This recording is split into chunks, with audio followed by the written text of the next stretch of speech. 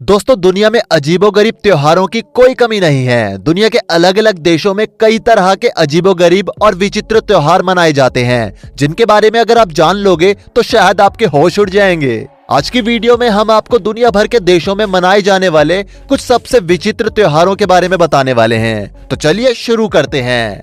Number 1, mud festival.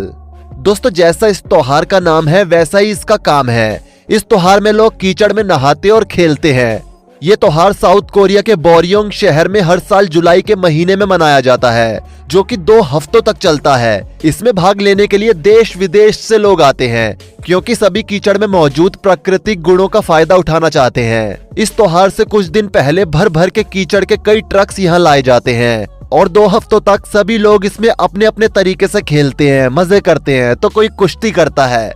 असल में ये त्योहार साल 1998 में सौंदर्य को बढ़ावा देने के लिए शुरू किया गया था, लेकिन लोगों को इसमें मजा आने लगा, जिससे आज भी लोग इस त्योहार को धूमधाम से मनाते हैं। कहा जाता है कि इस फेस्टिवल की बात ही अलग है, क्योंकि सबसे ज्यादा युवा इस फेस्टिवल को एंजॉय करते हैं। अपनी गर्लफ्रेंड्स के साथ मस्ती करने का उन्हें पूरा मौका मिलता है। जी हाँ, यहाँ कई बार इस फेस्टिवल में लड़की और लड़के एक दूसरे के कुछ ज्यादा ही नजदीक आ जाते हैं। वैसे इस फेस्टिवल को युवाओं का फेस्टिवल भी कहा जाता है। वैसे युवा तो मैं भी हूँ। अगर मुझे इस फेस्टिवल में जाने का मौका मिले तो मैं उस मौके को कभी नहीं छोड़ूंगा। वहीं दोस्तों, दूसरी तरफ कई लोगों का मानना है कि इस फेस्टिवल की वजह से लोगों की हेल्थ अच्छी रहती है, क्योंकि मिट्टी के साथ खेलना इंसान के लिए काफी अच्छा होता है।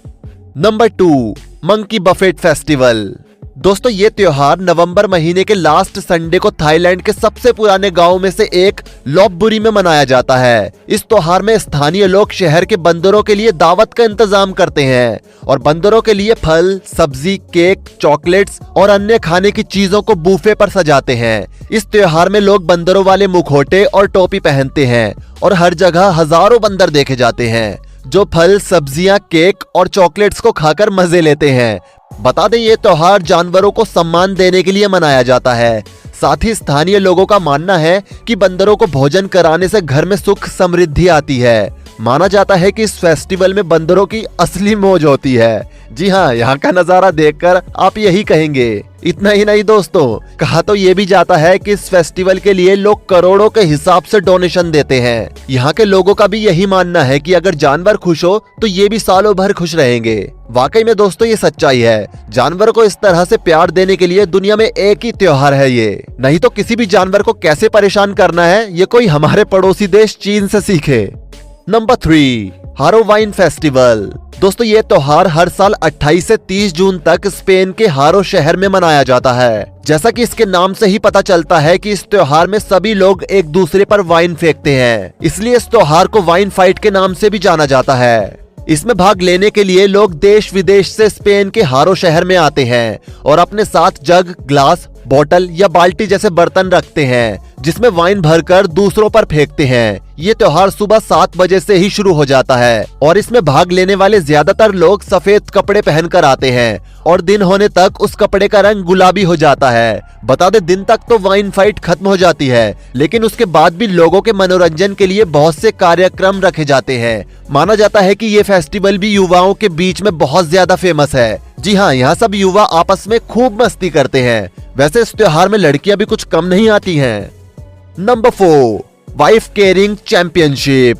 दोस्तों, फिनलैंड में मनाया जाने वाला वाइफ कैरिंग चैंपियनशिप बहुत ही मजेदार खेल और त्योहार है, जो हर साल जुलाई के महीने में मनाया जाता है। इस खेल को खेलने का तरीका ये है कि आपको अपनी बीवी को पीठ पर उठाना है और दौड़ लगानी है। लेकिन बता दें, ये दौड़ इतनी आसान नहीं होती। रास्ते में कई तरह की रुकावटों को पार करना होता है। इस खेल के नियम में ये जरूरी नहीं है कि बीवी आपकी अपनी ही होनी चाहिए, वो कोई भी हो सकती है, जैसे कि आपकी गर्लफ्रेंड या मैदान पर मिली कोई खूबसूरत सी लड़की। लेकिन इस खेल का एक नियम है, वो ये कि मजा सभी भाग लेने वाले लोगों को आना चाहिए। इस खेल की सबसे खास बात यह है कि इस खेल में जीतने वाले को पुरस्कार मिलता है। इस खेल के विजेता को अपनी बीवी के भार जितनी बियर इनाम में दी जाती है। मतलब आपकी बीवी जितनी मोटी होगी उतनी ज्यादा बियर आपको मिलेगी।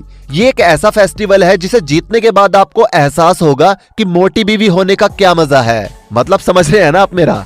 Number 5, the twins day festival.